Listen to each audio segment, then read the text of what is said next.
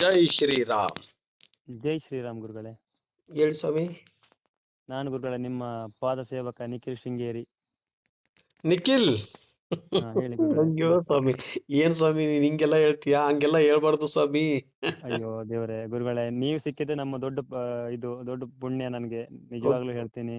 ಅಯ್ಯೋ, ಏನ್ ಚೆನ್ನಾಗಾಯ್ತಾ ಎಲ್ಲ? ಅಯ್ಯೋ ನೀನ್ ಹೇಳಿದ್ದಲ್ಲ ಲಾಸ್ಟ್ ಟೈಮು, ನಮ್ಮ ಮನೆಗ್ ಬರ್ಲೇಬೇಕು ಅಂದಿ, ಬಂದಾಯ್ತು.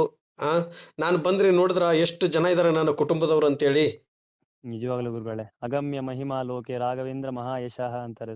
ಶ್ರೀ ರಾಘವೇಂದ್ರ ಸಕಲ ಪ್ರದಾತ ಅಂತೆ. ನಿಜವಾಗ್ಲೂ ನನ್ನ ಮನೆಯಲ್ಲಿ ಅದ್ಭುತವಾಗಿ ನಡೆಸ್ಕೊಟ್ರಿ, ಪವಾಡ ನಡೆಸ್ಕೊಟ್ರಿ ಗುರುಗಳೇ. ನಾನು ನಿಜವಾಗ್ಲೂ ಹೇಳ್ತೀನಿ, ನಾನು ಊಹೆಗೂ ನಿಲುಕದ ಈ ದೊಡ್ಡ ಪವಾಡ ಗುರುಗಳೇ. ನನ್ನ ಜೀವನದಲ್ಲಿ ನಾನು ಹುಟ್ಟಿದಕ್ಕೂ ಸಾರ್ಥಕ ಆಯ್ತು. ನಿಮ್ಮನ್ನು ಪಡೆದು ನಾನೇ ಧನ್ಯ.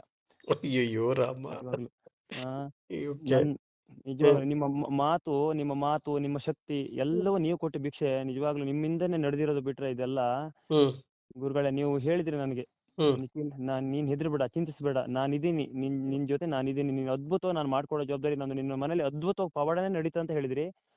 ಅದಕ್ಕಿಂತ ಅಗಮ್ಯವಾಗಿ ಅದ್ಭುತವಾಗಿ ನಮ್ಮಲ್ಲಿ ಪವಾಡ ನಡೆದಿದೆ ಗುರುಗಳೇ. ನೀನು ಒಂದು ದಿವಸ ಮುಂಚಿತವಾಗಿ ನನಗೆ ಕರೆ ಮಾಡಿ ಎಲ್ರಿಗೂ ಹೇಳ್ತಾ ಇದ್ದಿ, ನಾಳೆ ಇಷ್ಟು ಜನ ಬರ್ತಾರೆ, ಹೇಗೋ ಏನು ಅಂತ ಹೇಳ್ತಾ ಇದ್ದಿ.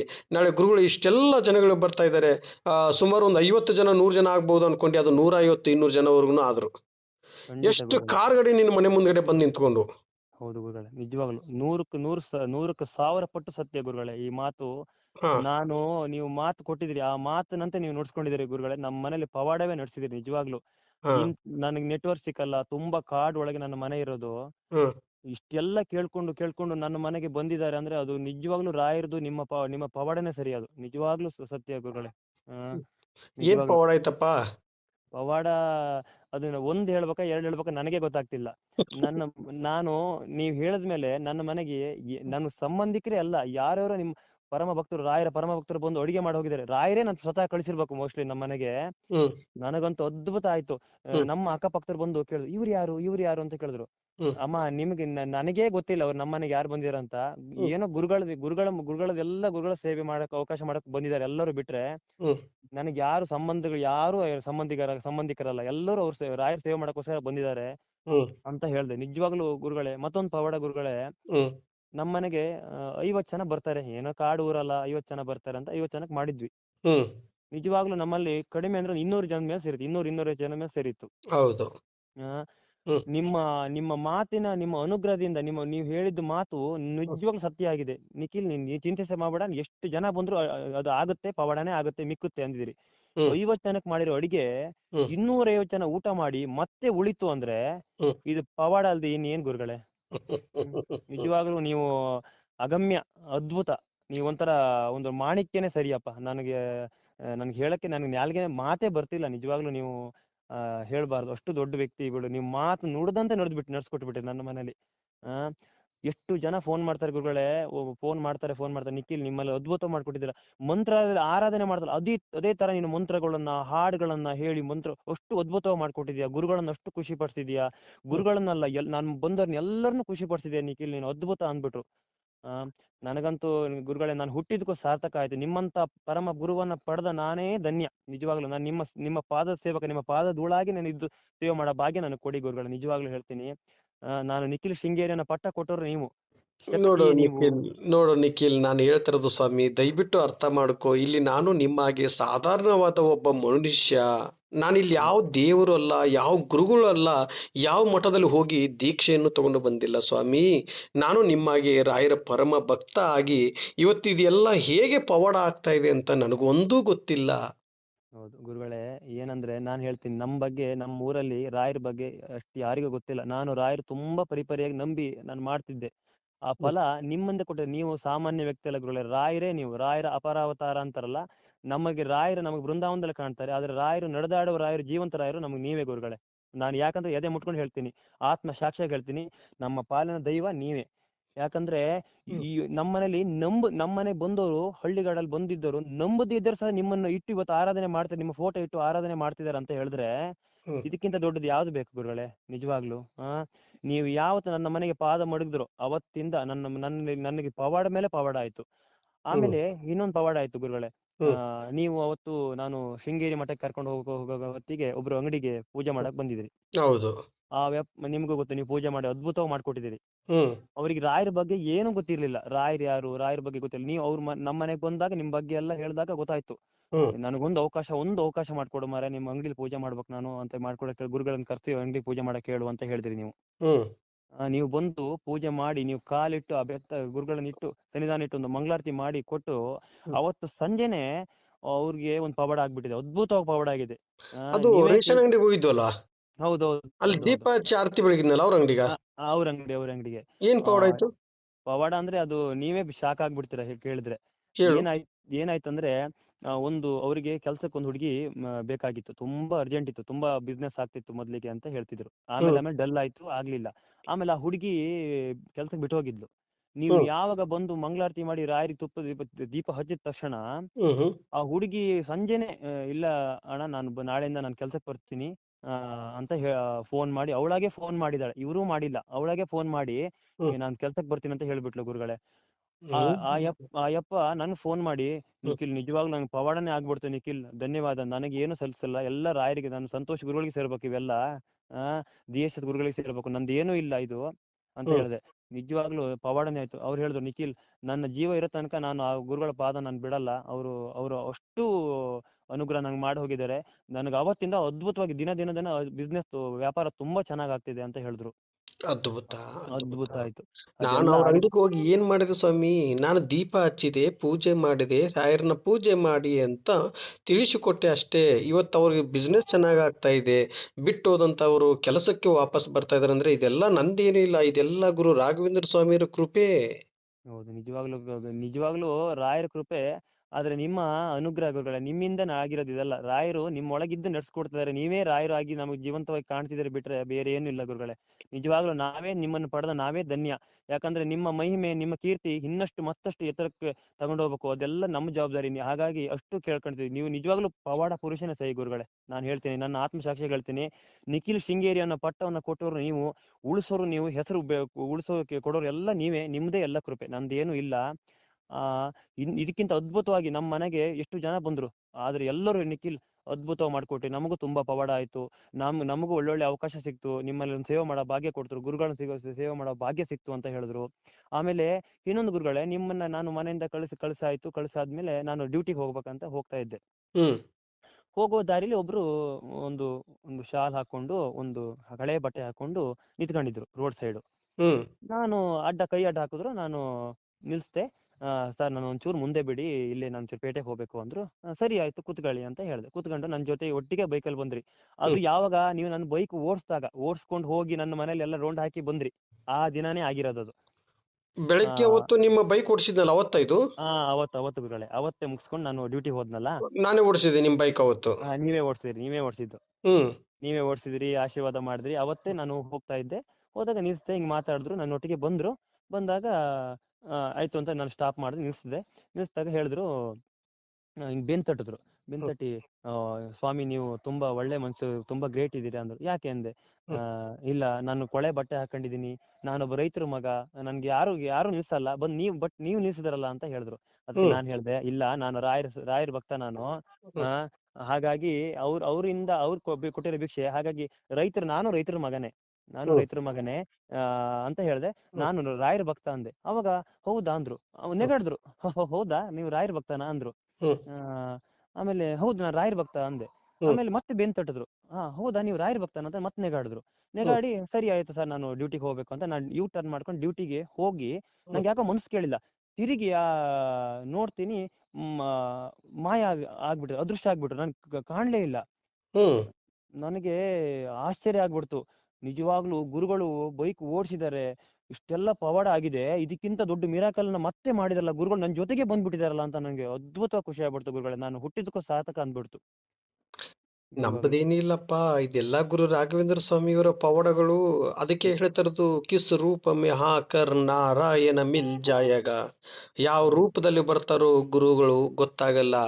ಯಾರು ಒಂದು ವಯಸ್ಸಾಗಿ, ಇವಾಗ ನೀವು ಆ ವಯಸ್ಸಾಗಿದೆ, ಕೊಳೆ ಬಟ್ಟೆ ಇದೆ ಅಂತ ಬಿಟ್ಟು ಹೋಗಿದ್ರೆ ಅವರೇ ಗುರು ರಾಘವೇಂದ್ರ ಸ್ವಾಮಿಯವರಾಗಿರುತ್ತಾರೆ.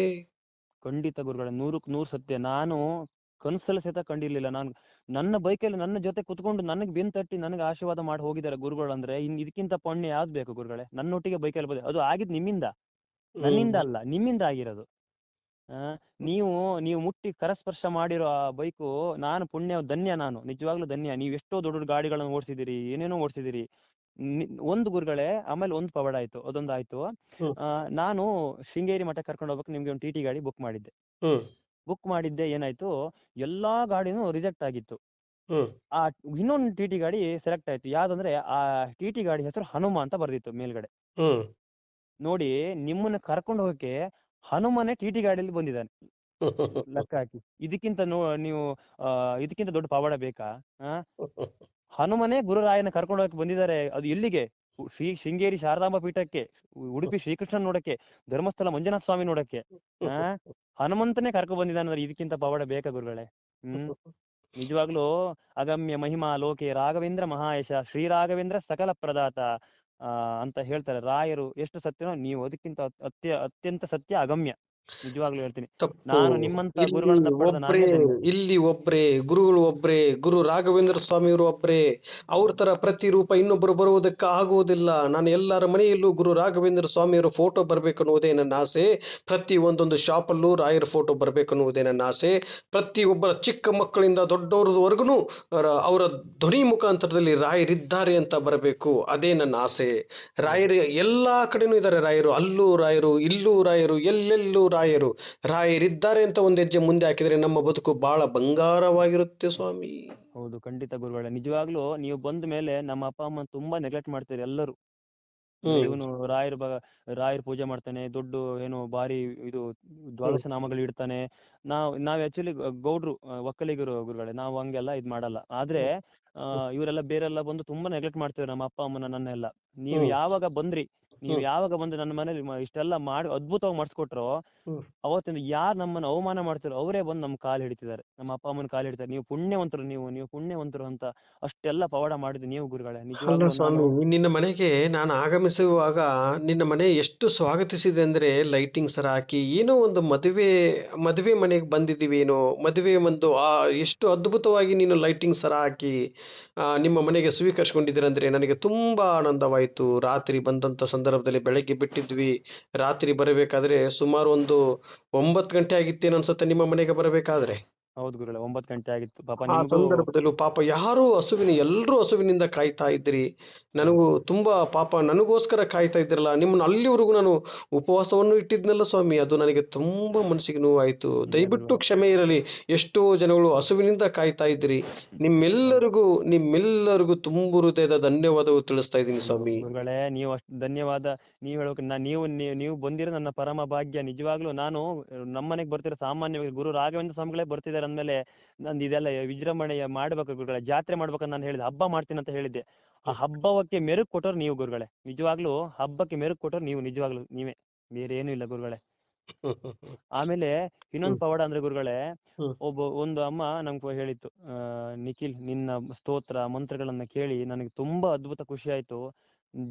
ನೀನು ಮದುವೆ ಆದ್ಮೇಲೆ ನಿನ್ನ ಮಗುವಾಗಿ ನಾನು ಹುಟ್ತೀನಿ, ನಾನು ಬೇಗ ಸತ್ತು ನಿನ್ನ ಮಗುವಾಗಿ ಹುಟ್ತೀನಿ ಅಂತ ಹೇಳಿದ್ರು ಗುರುಗಳೇ. ಅದು ಎಷ್ಟು ಮನಸ್ಸಿಗೆ ಖುಷಿ ಆಯ್ತು ಅಂದ್ರೆ, ಅದೆಲ್ಲ ಸಿಕ್ಕಿದ್ ನಿಮ್ಮಿಂದ ಗುರುಗಳೇ. ಇವೆಲ್ಲ ಕೊಡುಗೆ ನಿಮ್ಮಿಂದ ಸಿಕ್ಕಿರೋದು ಗುರುಗಳೇ. ಎಷ್ಟು ಅದ್ಭುತ ಸ್ವಾಮಿ, ಎಷ್ಟು ಅದ್ಭುತ. ಒಂದೇ ಒಂದು ನಿನ್ನ ಧ್ವನಿ ಮುಖಾಂತರದಲ್ಲಿ ಹಾಲಲ್ಲಾದರೂ ಹಾಕು, ನೀರಲ್ಲಾದರೂ ಹಾಕು ಅಂತ ಒಂದೇ ಒಂದು ಧ್ವನಿ ಮುಖಾಂತರ ಆಡ್ತೀರೇನು ಸ್ವಾಮಿ? ಹಾಡ್ತೀನಿ ಸ್ವಾಮಿ, ಹಾಡ್ತೀನಿ ಆಡಿ ಸ್ವಾಮಿ, ಸ್ವಾಮಿ, ಆಡಿ. ಖಂಡಿತ. ಆಮೇಲೆ ಇನ್ನೊಂದು ಗುರುಗಳೇ, ಇನ್ನೊಂದಾಯ್ತು. ನೀವು ಪೂಜೆ ಮಾಡಿದ್ಮೇಲೆ, ನಮ್ಮನೆ ಬಂದ್ಮೇಲೆ ಎಷ್ಟು ಜನ ನಿಖಿಲ್ ಅವರೇ ನೀವು ಬಂದು ಪೂಜೆ ಮಾಡ್ಕೊಡಿ, ನೀವು ಬಂದು ಪೂಜೆ ಮಾಡ್ಕೊಡಿ ಅಂತ ಎಷ್ಟು ಜನ ಕೇಳ್ತಾರೆ ಗುರುಗಳೇ. ನಿನ್ನೆ ಒಂದೊಬ್ರು ಮನೆಗೆ ಪೂಜೆ ಮಾಡ್ಕೊಟ್ಟೆ, ರಾಯರು ಅದ್ಭುತ ಪ್ರಸಾದ ಕೊಟ್ಟು ಬಿಟ್ರು ಅವರಿಗೆ ಪ್ರಸಾದ. ಮಾಡಿ ಪ್ರತಿಯೊಬ್ರು ಇಲ್ಲಿ ನೋಡಿ, ಜಾತಿ ಮತ ಯಾವುದು ಬೇಡ, ಜಾತಿ ಮತವನ್ನು ಸುಟ್ಟು ಹಾಕಿ ನಾವೆಲ್ಲರೂ ಒಂದೇ ಅಂತಂದು ಹೋಗೋಣ ಸ್ವಾಮಿ. ಇಲ್ಲಿ ಜಾತಿ ಬೇಡ, ಮತ ಬೇಡ, ಧರ್ಮ ಇದು ನೋಡಿ, ನಮ್ದು ಒಂದೇ ಧರ್ಮ. ಇಲ್ಲಿ ನಾವೆಲ್ಲರೂ ಒಂದೇ ಕುಲದವರು, ನಾವೆಲ್ಲರೂ ರಾಯರ ಮಕ್ಕಳು. ಇಲ್ಲಿ ನಾವೆಲ್ಲರೂ ರಾಯರ ಮಕ್ಕಳು. ರಾಯರು ಹೇಳಿದ್ದಾರೆ, ನೀವು ನನ್ನ ಭಕ್ತಾದಿಗಳಲ್ಲ, ನೀವೇ ನನ್ನ ಮಕ್ಕಳು. ನಾನಿದ್ದೀನಿ ಅಂತಂದು ನಿಮ್ಮ ಧ್ವನಿ ಮುಖಾಂತರದ ಹೇಳಿ ಒಂದು ಹೆಜ್ಜೆ ಮುಂದೆ ಹಾಕಿ ಸದಾಕಾಲ ನಾನು ನಿಮ್ಮೊಟ್ಟಿಗೆ ಇರುತ್ತೀನಿ ಅಂತ ಹೇಳಿದ್ದಾರೆ. ಖಂಡಿತ ಗುರುಗಳೇ, 100ಕ್ಕೆ 100 ಸತ್ಯ. ಆದ್ರೆ ಅವರ ಪ್ರತಿರೂಪವಾಗಿ ನೀವು ಬಂದು ನಮ್ನೆಲ್ಲ ಬಾಳನ್ನ ಬಂಗಾರ ಮಾಡಿದ್ರಿ ಗುರುಗಳೇ. ನಿಜವಾಗ್ಲೂ ನಾವೇನೂ ಇರ್ಲಿಲ್ಲ, ನಮ್ಮನ್ನ ಒಂದು ಒಂದು ನೆಲೆ ಕೊಟ್ಟರು ನೀವು ಗುರುಗಳೇ. ನಿಜವಾಗ್ಲೂ ನಿಮ್ಮ ಪಾದ ಸೇವಕನಾಗಿರಕ್ ನನಗೆ ಒಂದು ಅವಕಾಶ ಮಾಡ್ಕೊಳ್ಳಿ ಗುರುಗಳೇ, ಅಷ್ಟೇ ಕೇಳ್ಕೊಳತ್ ನಿಮ್ಮನ್ನ. ಒಳ್ಳೇದಾಗ್ಲಿ. 2 ಲೈನ್ ಆಡ್ತೀರಾ? ಹಾಲಲ್ಲಾದರೂ ಹಾಕಿ, ನೀರಲ್ಲಾದರೂ ಹಾಕಿ. ಓಂ ಶ್ರೀ ರಾಘವೇಂದ್ರಾಯ ನಮಃ. ಹಾಲಲ್ಲಾದರೂ ಹಾಕು, ನೀರಲ್ಲಾದರೂ ಹಾಕು ರಾಘವೇಂದ್ರ. ಹಾಲಲ್ಲಾದರೂ ಹಾಕು, ನೀರಲ್ಲಾದರೂ ಹಾಕು ರಾಘವೇಂದ್ರ. ಹಾಲಲ್ಲಿ ಹಾಯಾಗಿ, ನೀರಲ್ಲಿ ಮೀನಾಗಿ, ಹಾಲಲ್ಲಿ ಕೆನೆಯಾಗಿ, ನೀರಲ್ಲಿ ಮೀನಾಗಿ ಹಾಯಾಗಿರುವೆ ರಾಘವೇಂದ್ರ. ಹಾಲಲ್ಲಾದರೂ ಹಾಕು, ನೀರಲ್ಲಾದರೂ ಹಾಕು ರಾಘವೇಂದ್ರ. ಹಾಲಲ್ಲಿ ಕೆನೆಯಾಗಿ, ನೀರಲ್ಲಿ ಮೀನಾಗಿ ಹಾಯಾಗಿರುವೆ ರಾಘವೇಂದ್ರ. ಹಾಲಲ್ಲಾದರೂ ಹಾಕು, ನೀರಲ್ಲಾದರೂ ಹಾಕು ರಾಘವೇಂದ್ರ. ರಾಘವೇಂದ್ರ. ಎಷ್ಟು ಅದ್ಭುತವಾಗಿದೆ ಸ್ವಾಮಿ ನಿಮ್ದು ಧ್ವನಿ. ಹಾ, ಕೇಳ್ತಾ ಇದ್ರೆ ಕೇಳ್ತಾನೆ ಇರ್ಬೇಕು ಅನ್ಸುತ್ತಲ್ಲ ಸ್ವಾಮಿ. ನಿಖಿಲ್ ಶೃಂಗೇರಿ. ಅಯ್ಯೋ ಗುರುಗಳೇ, ಶೃಂಗೇರಿ, ಅಬ್ಬಾ ಅಬ್ಬಾ ಅಬ್ಬಾ, ಏನು ಅದ್ಭುತವಾಗಿ ಸ್ವಾಮಿ. ಇದು ಭಗವಂತ ಕೊಟ್ಟಿರೋ ಗಿಫ್ಟ್ ನಿಮ್ಗೆ ಇದು. ಖಂಡಿತ ಗುರುಗಳೇ, ನಿಮ್ಮ ಕೃಪೆ, ಶಾರದಾಂಬೆ ಕೃಪೆ. ನನ್ನ ನಿಖಿಲ್ ಶೃಂಗೇರಿ ಅಂತ ಪಟ್ಟ ಕೊಟ್ಟವರು ನೀವು, ಅದನ್ನ ಉಳಿಸಿದ್ದು ನೀವು, ನನ್ನನ್ನು ಮೆರೆಸ್ತಿರೋರು ನೀವೇ ಗುರುಗಳೇ. ನಿಜವಾಗ್ಲೂ ನಾನು ಕರ್ನಾಟಕದಲ್ಲಿ ಎಲ್ಲ ಕಡೆನೂ ನಿಮ್ಮ ಮೂಲೆ ಮೂಲೆಯಲ್ಲಿ ಇದು ನಿಖಿಲ್ ಶೃಂಗೇರಿ ಅನ್ನೋ ಹೆಸರು ಬಂದಿದೆ ಅಂದ್ರೆ ಅದಕ್ಕೆಲ್ಲ ನೀವೇ ಕಾರಣ ಗುರುಗಳೇ, ಬರುತ್ತೆ. ನಿಮ್ಮದೇ ಅಲ್ಲ. ನಿಖಿಲ್ ಶೃಂಗೇರಿ ಅಂತಂದು ಒಂದು ದೊಡ್ಡ ಅದ್ಭುತವಾದ ಸ್ಟೇಜ್ ಮೇಲೆ ನಿನ್ನನ್ನು ಕರೆದುಕೊಂಡು ಹೋಗೋ ಜವಾಬ್ದಾರಿ ನಂದು. ಚಿಂತಿಸಬೇಡ. ಯಾಕಂದ್ರೆ ಭಕ್ತಿಯಿಂದ ರಾಯರನ್ನ ಪೂಜೆ ಮಾಡ್ತಾ ಇದೀಯಾ. ರಾಯರು ನಿನ್ನ ಯಾವತ್ತೂ ಕೈ ಬಿಡುವುದಿಲ್ಲ ಸ್ವಾಮಿ. ಖಂಡಿತ ಒಳ್ಳೇದಾಗ್ಲಿ, ಇನ್ನು ಹೆಚ್ಚಿನ ರೀತಿಯಾಗಿ ನಿಮ್ಗೆ ಒಳ್ಳೇದಾಗ್ಲಿ ಅಂತೇಳಿ ಗುರು ರಾಘವೇಂದ್ರ ಸ್ವಾಮಿಯವರ ಪಾದವನ್ನು ಹಿಡಿದು ನಾನು ಕೇಳ್ತಾ ಇದ್ದೀನಿ. ಪೂಜ್ಯಾಯ ರಾಘವೇಂದ್ರಾಯ, ಪೂಜ್ಯಾಯ ರಾಘವೇಂದ್ರಾಯ, ಸತ್ಯಧರ್ಮಾರತಾಯ ಚ, ಸತ್ಯಧರ್ಮರತಾಯ ಚ, ಭಜತಾಂ ಕಲ್ಪವೃಕ್ಷಾಯ, ಭಜತಾಂ ಕಲ್ಪವೃಕ್ಷಾಯ, ನಮತಾಂ ಕಾಮಧೇನುವೇ. ನಮತಾಂ ಕಾಮಧೇನವೇ. ರಾಯರಿದ್ದಾರೆ, ರಾಯರಿದ್ದಾರೆ, ರಾಯರಿದ್ದಾರೆ, ರಾಯರಿದ್ದಾರೆ, ರಾಯರಿದ್ದಾರೆ. ರಾಯರಿದ್ದಾರೆ. ಜೈ ಶ್ರೀರಾಮ್, ಜೈ ಶ್ರೀರಾಮ್, ಜೈ ಜೈ ಶ್ರೀರಾಮ್. ಜೈ ಜೈ ಶ್ರೀರಾಮ್. ವಿಡಿಯೋ ನೋಡುವಂತವ್ರು ಯಾರು ಸುಮ್ಮನೆ ಆಗಬೇಡಿ. ಇವತ್ತು ಇವರು ಪೌಡ ಕೇಳ್ತಾ ಇದ್ರೆ ನಾಳೆ ನಿಮ್ಮ ಪೌಡ ಕೇಳೋದಕ್ಕೆ ಇವರು ರೆಡಿಯಾಗಿರ್ತಾರೆ. ಪ್ರತಿ ಒಬ್ಬೊಬ್ಬರ ಮನೆಯಲ್ಲೂ ಗುರು ರಾಘವೇಂದ್ರ ಸ್ವಾಮಿಯವರ ಫೋಟೋ ಬರಬೇಕನ್ನುವುದೇ ನನ್ನ ಆಸೆ. ಪ್ರತಿ ಒಬ್ಬರ ಶಾಪಲ್ಲೂ ರಾಯರ ಫೋಟೋ ಬರಬೇಕನ್ನುವುದೇ ನನ್ನ ಆಸೆ. ಎಲ್ಲರಿಗೂ ಒಳ್ಳೇದಾಗ್ಲಿ. ವಿಡಿಯೋ ನೋಡುವಂತವ್ರು ಸುಮ್ಮನೆ ಆಗಬೇಡಿ. ರಾಯರಿದ್ದಾರೆ ಅಂತ ಕಮೆಂಟ್ ಮಾಡಿ, ಜೈ ಶ್ರೀರಾಮ್ ಅಂತ ಕಮೆಂಟ್ ಮಾಡಿ. ಎಲ್ಲರಿಗೂ ಒಳ್ಳೇದಾಗ್ಲಿ.